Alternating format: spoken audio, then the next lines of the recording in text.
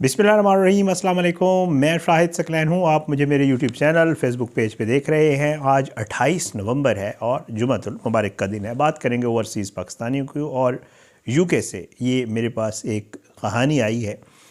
हसन साहब हैं, लाहौर से ताल्लुक़ है, नाम वगैरह आपको पता है, मैं चेंज कर देता होता हूँ। उन्होंने कुछ चीज़ें मुझे भेजी हैं अपने हवाले से, बहुत तफसील से चीज़ें मेरे पास आई हैं। मैं शुक्रगुज़ार हूँ। मैं अक्सर व बेशतर जो मेरे ओवरसीज़ पाकिस्तानीज़ हैं जो मुझे चीज़ें भेज रहे होते हैं, जब मुझे मैसेज करते हैं तो मैं उनको कहता हूँ प्लीज़ मुझे वॉइस नोट कर दें। वो एक डिटेल्ड वॉइस नोट करते हैं, बहुत लंबा होता है, लेकिन ज़ाहिर है मेरी कोशिश होती है उसमें से जितना भी कम किया जा सके। ज़ाहिर बात है उनकी पूरी लाइफ की स्टोरी होती है तो उसमें से फिर खुलासा निकाल के मेरी कोशिश होती है, जो कि काफ़ी लंबी हो जाती है। फिर भी बट यह है कि मेरी कोशिश होती है कि उसमें से खुलासा निकाल के आप तक पहुंचाऊं। और ये बहुत ही सबक आमोज़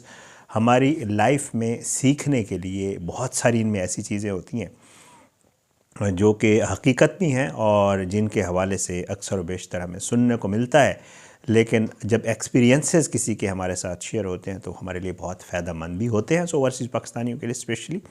बरतानिया में मौजूद हैं। हसन साहब लाहौर से ताल्लुक़ है, उन्होंने अपनी चीज़ भेजी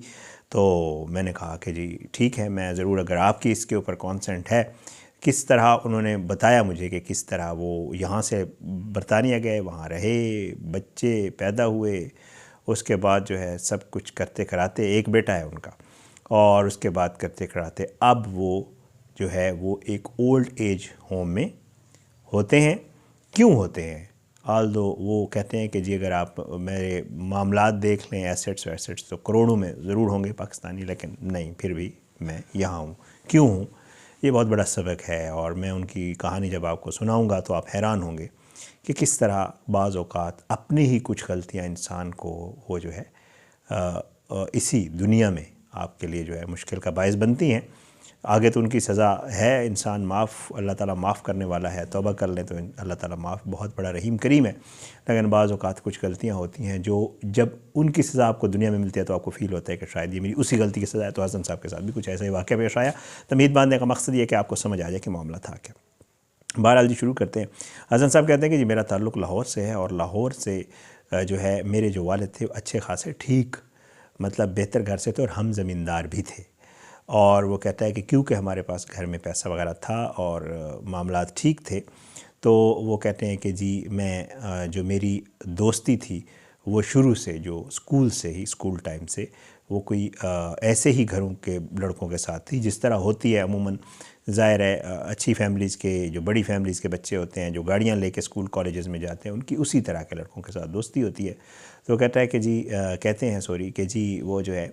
मेरी इसी तरह के लड़कों के साथ दोस्ती थी और मेरे जो क्लास फेलो थे हमने स्कूल से ही हम इकट्ठे पढ़ रहे थे। स्कूल में तो जो हम शरारतें करते थे तो करते थे, गाड़ियाँ हमें स्कूल से ही अवेलेबल थी। पहले ड्राइवर्स छोड़ते थे, फिर हम जब थोड़े बड़े हुए तो हम खुद गाड़ियाँ लाना शुरू हो गए। और फिर उसके बाद वो कहते हैं कि जी आहिस्ता आहिस्ता हम एजुकेशन मेरी आगे हुई और फिर मैं कॉलेज चला गया। कॉलेज में हमारे मामलात थोड़े और ख़राब हो गए और हम कुछ और तरह के कामों में भी पड़ गए, लेकिन ये है कि ज़ाहिर है वो भी कंटिन्यू रहा और फिर हम यूनिवर्सिटी की तरफ चले गए। तो वो कहते हैं कि यूनिवर्सिटी और कॉलेज के दौरान नशा और जो बाकी मामलात होते हैं जो है वो लड़कियों को लेकर, तो वो कहते हैं कि जी उस मामले में भी हम इन्वॉल्व हो गए और इकट्ठे होते थे, ज़ाहिर है दोस्त होते थे, पार्टीज़ भी करते थे और सब कुछ करते थे जो कि कोई एक अयाश या बड़े घर के लड़के कर सकते हैं। कहते हैं कि आल्दो हम इतने तो बहुत कोई नहीं कहा जा सकता कि वो बहुत ही अमीर थे या कोई बहुत ही हम कोई वो थे, लेकिन वो कहते हैं कि हमारा बेहतर था मामला, तो हम सब दोस्त मिलकर हमारे पास पैसे होते थे तो हम सब कुछ कर लेते थे। बहरहाल इन शॉर्ट तो कहते हैं कि जी जो जवानी थी वो बहुत ही अच्छी नहीं गुज़री और गुनाह किए। और उसके बाद जो है एक मामला वो कहते हैं ऐसा पेश आया कि जिसकी वजह से मेरे जो है वालिद ने ये फ़ैसला किया कि वो मुझे यहाँ से बचाकर बाहर भेज दें। और वो भी एक ख़ातून का ही मामला था और उसके ऊपर ये हुआ कि उसमें मेरी जान को ख़तरा दरपेश हुआ और मेरे वालिद साहब ने फ़ैसला किया कि मैं जो, और वो कहते हैं कि उसमें भी मेरा कसूर था और मुझसे बहुत बड़ा गुनाह सरज़द हुआ था। और मैं, वो कहते हैं कि आज तक उसके ऊपर अल्लाह से माफ़ी मांगता हूँ, पता नहीं मुझे अल्लाह ताला माफ़ करेगा या नहीं करेगा, ये उनके अल्फाज हैं। بہرحال جی وہ کہتے ہیں کہ جی وہ معاملہ ہوا تو پھر اس کے بعد میرے والد صاحب نے بہتر یہی سمجھا کہ بجائے اس کے کہ کچھ اور ہو وہ مجھے باہر بھیج دیں، اور میں جو ہے والد صاحب نے کرا کے میرا ایڈمیشن کروایا اور مجھے باہر بھیج دیا، یو کے پہنچ گیا۔ اور آپ کو پتہ ہے یو کے ہمارے ہاں سے بہت زیادہ لوگ ہیں، کینیڈا میں یو کے میں بہت لوگ ہیں، تو ہمیں آسان لگا۔ وہ کہتا ہے ایجوکیشن میری تھی اور میرا ایڈمیشن ہوا اور میں یو کے نکل آیا۔ کہتا ہے میں یو کے نکل آیا تو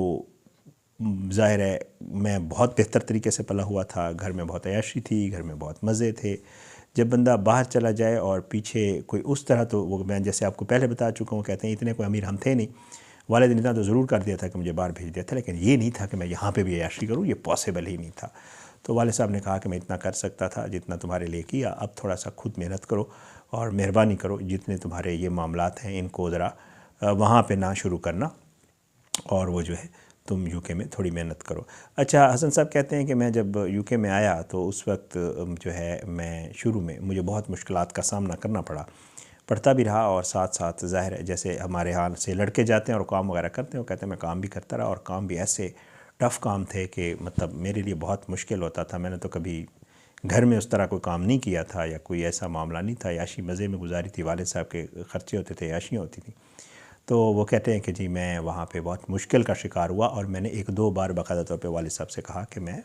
واپس پاکستان آتا ہوں، تو والد صاحب نے کہا پاسبل ہی نہیں ہے، سوال ہی پیدا نہیں ہوتا، کیونکہ تم اگر یہاں آئے تو تمہاری جان کو بھی خطرہ، اور ہم تمہیں افورڈ بھی نہیں کر سکتے کہ تم پاکستان آؤ، سو تمہارا فیوچر ادھر ہی ہے، تم نے ادھر ہی رہنا ہے اور تم نے واپس پاکستان نہیں آنا۔ کہتے ہیں ٹھیک ہے۔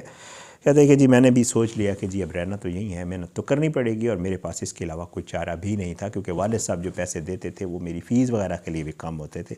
تو مجھے سب کچھ اپنے لیے خود کرنا پڑتا تھا۔ میں نے سٹورز کے اوپر کام کیا، میں نے مختلف جگہوں پہ جو چھوٹی موٹی جابس اسٹوڈنٹس کرتے ہیں وہ میں نے کی، اور بالآخر جو ہے میں کرتے کراتے جو ہے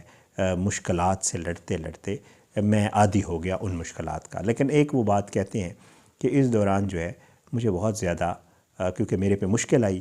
میرے پہ بہت مشکل وقت وہاں پہ جو میرے لیے ہو سکتا تھا وہ آیا، تو کہتے ہیں کہ اس دوران مجھے بہت زیادہ فیل ہوا کہ میں نے بہت بڑا کوئی گناہ کیا ہے جس کی مجھے سزا مل رہی ہے۔ وہ کہتے ہیں کہ بعض اوقات رات کو سوتے مجھے رونا آتا تھا، اور میں سوچتا تھا کہ شاید میرے سے اتنا بڑا گناہ ہوا ہے کہ اللہ بھی مجھے معاف نہیں کرے گا، اور جتنا بھی میں آج بھگت رہا ہوں، آل دو مجھے پیسے والدین بھیجتے تھے، سب کچھ ہوتا تھا، لیکن مجھے وہ لگتا تھا کہ مشکل ہے میرے لیے، جیسے آپ کو پتہ ہے عموماً بچے جو عادی نہیں ہوتے ان کے لیے ہوتے۔ تو کہتے ہیں میں روتا تھا اور مجھے بڑا فیل ہوتا تھا، اور میں معافی بھی اللہ سے مانگتا تھا کہ میرے سے بہت بڑا گناہ ہو گیا اور مجھے اللہ تعالیٰ معاف کر دے، لیکن وہ کہتے ہیں کہ میری یہ معافی اور میری یہ مشکلات کم نہیں ہو رہی تھی۔ بہرحال وہ کہتے ہیں کہ جی آہستہ آہستہ میری ایجوکیشن کمپلیٹ ہوئی، میں نے وہیں پہ اپنی جاب شروع کی، کام شام شروع کیا جیسے ہوتا ہے والدین کا، اور انہوں نے جو ہے میری شادی کر دی، اور شادی کرنے کے بعد بیگم بھی میرے ساتھ یو کے سیٹل ہو گئی، اور ہم دونوں جاب شاب کرنے لگے اور ہمارا معاملہ ٹھیک ہو گیا۔ ٹائم گزرتا گیا، وہ کہتے ہیں لیکن وہ جو خلش تھی شروع والی وہ میرے دل میں موجود تھی، اور میں ہمیشہ اس کے اوپر ریگریٹ کرتا تھا، اور یہ سوچتا تھا کہ جوانی میں نے جتنی بھی غلطیاں کی ہیں وہ میرے لیے مشکلات کا باعث بنی ہیں، اور اللہ تعالیٰ مجھے اس پہ معاف کر دے، کہیں ایسا نہ ہو کہ مجھے ان کا حساب دینا پڑ جائے جو کچھ میں یہاں پاکستان میں کر کے گیا تھا مختلف اوقات میں۔ بہرحال حسن صاحب کہتے ہیں کہ جی لائف ہے، گزرتی گئی، کبھی اچھی کبھی برے حالت میں، لیکن اللہ تعالیٰ نے سیٹل کر دیا۔ میں وہاں پہ یو کے میں جاب کرتا رہا، بیگم بھی کرتی رہی، اللہ تعالیٰ نے ایک بیٹا دیا، ایک ہی بیٹا ہے ان کا، اور وہ کہتے ہیں میرا ایک ہی بیٹا تھا اور ہم نے اس کو پڑھایا، ہمارے پاس اچھے وہ تھے، ہم نے اس کو بہت بہتر لائف دی اور اچھے اس کی سکولنگ کروائی۔ بچہ جو ہے وہ خود بھی محنتی تھا، اچھا پڑھا لکھا تھا، مطلب اچھا محنتی بچہ تھا تو اچھا پڑھ لکھ گیا۔ تو وہ کہتے ہیں کہ جی آہستہ آہستہ زندگی کا پہیہ چلتا رہا۔ پاکستان میرا بہت کم آنا ہوتا تھا، وائف آتی تھی، میں بھی ان کے ساتھ آ جاتا تھا، ہم کچھ دن یہاں پاکستان رہتے تھے، اور میری کوشش یہ ہوتی تھی کہ میں پاکستان جب آتا تھا تو میں اپنے ان دوستوں سے بالکل بھی نہیں ملتا تھا جن دوستوں کے ساتھ مل کر یہاں میں نے اسکول، کالج اور یونیورسٹی کے دور میں جو کچھ کیا تھا، ان سے میں بالکل بھی کوشش ہوتی تھی کہ جب میں پاکستان ان کو پتہ نہ چلے کہ میں پاکستان آیا ہوں، اور مجھے ہمیشہ یہ ہوتا تھا کہ اگر میں وہاں گیا اور یہ دوست میرے کہیں آ گئے اور میری ان سے ملاقات ہو گئی تو خدا نخواستہ میں پھر کسی اور معاملے میں نہ پڑ جاؤں یا کوئی اور چکر نہ ہو۔ تو کہتا ہے کہ میں بہت اوائڈ کرتا تھا اور میرے دوستوں کو اکثر و بیشتر پتہ بھی نہیں ہوتا تھا، میں یہاں آتا تھا، کچھ دن رہتا تھا اور واپس چلا جاتا تھا۔ حسن صاحب یہ کہتے ہیں کہ ظاہر ہے زندگی گزرتی ہے اور میرا جو بیٹا ہے وہ بڑا ہو گیا، اس کی ایجوکیشن کمپلیٹ ہو گئی، اور وہیں پہ ایک برٹش پاکستانی لڑکی تھی، ان کی فیملی سے ہم نے ان کی بات کی، رشتے کی، اور ہمارا جو ہے بیٹا جو ہے اس کا وہ رشتہ ہم نے ان فیملی سے کروا دیا، اور ہم بڑے خوش تھے، میری بیوی اور میں، اور ہم نے یہ سوچا کہ جی اللہ پاک کرم کرے گا، ہمارے گھر میں اب بہو آ جائے گی، ہم 3 تھے تو اب 4 ہو جائیں گے، پھر اللہ تعالیٰ بچے دے گا، اور اس طرح معاملہ جو ہے وہ آگے بڑھے گا۔ اور وہ کہتا ہے میں اللہ کا شکر گزار بھی تھا، ظاہر ہے اللہ کا شکر ادا کرتا تھا کہ اللہ تعالیٰ نے مجھے اس قابل کیا، اور دوسرا یہ بھی ہے کہ میں اللہ سے اپنے گناہوں کی معافی بھی مانگتا رہتا تھا اکثر و بیشتر، لیکن جو ہے مجھے پتہ نہیں تھا کہ میرے ساتھ آگے ہونے والا کیا ہے۔ بہرحال جی، حسن صاحب کہتے ہیں کہ میرے بیٹے کی شادی کو بھی کچھ ہی عرصہ ہوا تھا کہ میری جو وائف ہے وہ ان کو جو ہے وہ ہوا، بیمار ہوئیں، اور بیمار ہونے کے بعد اللہ تعالیٰ نے ان کی زندگی اتنی ہی لکھی تھی، اور اللہ تعالیٰ نے اس نے میرے ساتھ بہت اچھا ٹائم گزارا تھا، ہماری بہت اچھی لائف گزری تھی، اس نے میرا بڑا ساتھ دیا تھا ایوری تھک اینڈ تھن میں، جتنے بھی ہماری لائف گزری تھی مجھے بہت زیادہ عزیز بھی تھی، ظاہر ہے ہوتی ہے ہر کسی کو۔ تو کہتے ہیں کہ جی وائف جو ہے اس کی ڈیتھ ہو گئی، اور وہ میرے لیے بہت بڑا شوق تھا، بہت بڑا دھچکا تھا، اور اس سے مجھے ریکور ہوتے تھوڑا ٹائم لگا، کیونکہ میرے لیے اب ظاہر ہے بیٹا تھا، بہو تھی، اور تو ظاہر ہے بھی کیونکہ ان کی شادی کو کچھ عرصہ ہوا تھا تو ہم ایک ہی گھر میں تھے۔ کہتے ہیں کہ جی جو میری بہو تھی وہ تھوڑی اور طرح کی لڑکی تھی، اور میری وائف کے ہونے تک تو اس نے کسی حد تک ہمیں قبول کیا ہوا تھا، لیکن جب میری وائف کی ڈیتھ ہوئی کچھ عرصہ تو ظاہر ہے جو 15-20 دن مہینہ تھا وہ میں شاک میں تھا، کوئی پتہ نہیں ہوتا تھا مجھے کھانے پینے کا، بیٹا لا دیتا تھا یا جو بھی سین تھا، لیکن جو ہی واپس لائف اپنی روٹین پہ آئی تو مجھے محسوس ہونے لگا کہ معاملہ خراب ہے، معاملہ ٹھیک نہیں ہے، کیونکہ جو میری بہو تھی وہ میرے بیٹے کو اکثر و بیشتر اس کی یہ کوشش ہوتی تھی کہ کسی طریقے سے میرا بیٹا جو ہے وہ مجھ سے متنفر ہو جائے، اور میرا جو ہے مجھ سے ملنا جلنا یا مجھ سے بات کرنا چھوڑ دے، یا میرے ساتھ وہ کہتے ہیں کہ جی اس طرح جو ہے مجھے فیل ہوا، اور آہستہ آہستہ میرا جو شک تھا وہ یقین میں بدلنا شروع ہو گیا کہ میری بہو نے باقاعدہ پریکٹیکلی یہ کوشش شروع کر دی کہ جی وہ مجھے کسی طریقے سے یہاں سے گھر سے نکالیں۔ کہتے ہیں میں حد الامکان کوشش کرتا تھا، میرا بیٹا جب جاب پہ جاتا تھا، کام پہ جاتا تھا تو میں اپنے ہی کمرے میں رہتا تھا، زیادہ تر میری کوشش ہوتی تھی میں اخبار وغیرہ، بکس وغیرہ جو بھی میرے پاس کوئی اویلیبل چیزیں تھیں میں وہ پڑھتا تھا، یا پھر میں واک کے لیے باہر نکل جاتا تھا، اور میری کوشش ہوتی تھی کہ میں زیادہ سامنا میرا بہو سے نہ ہو، لیکن پھر بھی ظاہری بات ہے گھر میں رہتے ہوئے جو ہے وہ آپ کا سامنا ہو ہی جاتا ہے۔ تو کہتے ہیں کہ اس دوران اللہ تعالیٰ نے جو ہے مجھے ایک پوتا بھی دے دیا، اور میرے بیٹے کو بیٹا دے دیا، وہ بھی مطلب اس کا بھی تھوڑا ٹائم گزر گیا، 2-3 ماہ کا ہو گیا وہ۔ تو وہ کہتے ہیں کہ جی جب بچہ ہوا تو اس کے بعد جو میری بہو تھی وہ بالکل ہی جو ہے اس کا رویہ میرے ساتھ بہت خراب ہو گیا، اور وہ اتنا ہو گیا کہ بالکل برداشت بھی نہیں کرتی تھی، اور مجھے دیکھ بھی نہیں سکتی تھی، اس حد تک اس کا رویہ، جب میرا بیٹا چلا جاتا تو اس کے بعد اس کا معاملہ بہت ہی خراب ہوتا تھا۔ کہتا ہے ایک دن میں روم میں تھا تو میرا بیٹا میرے پاس آیا، اور بیٹے نے آتے ہی مجھے وہ بات کی جو میں کبھی زندگی میں سوچ بھی نہیں سکتا تھا، اور وہ کہتے ہیں کہ میرے پاؤں کے نیچے سے زمین نکل گئی کہ کوئی بیٹیوں کی طرح بہو جس کو آپ بیٹی بنا کے لاتے ہیں وہ اس طرح کی بات بھی کر سکتی ہے۔ کہتے ہیں کہ میرے بیٹے نے جو مجھے بات کی وہ بہت ہی خوفناک تھی، اور میری جو بہو تھیں انہوں نے میرے بیٹے کو یہ کہا تھا کہ میرے جو سسر ہیں یعنی تمہارے والد، ان کی مجھ پہ ٹھیک نظر نہیں ہے، جب تم چلے جاتے ہو تو مجھے ان سے خوف ہوتا ہے، مجھے ان سے خطرہ ہے۔ بہت ہی ڈھکے چھپے الفاظ میں بھی چیز بیان کر رہا ہوں، کوشش کر رہا ہوں۔ تو کہتے ہیں کہ جی میرے بیٹے نے مجھے اس چیز کا ذکر کیا، اور انہوں نے کہا بابا مطلب آپ خود بتائیں یہ کیسے پاسبل ہے کہ آپ اس گھر میں رہیں، اور میں یہ بھی نہیں کر سکتا کہ میں آپ کو کہوں آپ الگ ہو جائیں۔ تو میری وائف نے اس طرح کی جو ہے وہ کی ہے، اور اب کیا کریں، میں مطلب کہتے ہیں کہ میں تو آئی واز شاکڈ، میرے لیے بہت مشکل تھا ان سب چیزوں کو سننا اور یہ سب چیزوں کو برداشت کرنا، اور وہ کہتے ہیں میں رونے لگ گیا، اور میں نے کہا کہ یہ کیسے پاسبل ہے، لیکن ظاہر ہے اس کی بھی وائف تھی اور اس نے اس کو کہہ کے بھیجا تھا. تو میرا بیٹا کہتا ہے کہ جی میں اب اس میں کیا کر سکتا ہوں، آپ مجھے بتائیں ہمیں کیا کرنا چاہیے. اب یہ تو پاسبل ہی نہیں ہے. وہ کہتی ہے کہ جب آپ آفس جاتے ہیں تو بے شک اپنے باپ کو ساتھ لے جایا کرو یا ان کو کہیں باہر بھیج دیا کرو، جب تک تم گھر نہ آیا کرو یہ شخص گھر میں نہ ہو. بے شک اگر رہنا بھی ہے جب تم گھر پہ ہوتے تو یہ گھر پہ رہیں، اس کے علاوہ یہ گھر پہ نہ ہوں. کہتے ہیں کہ جی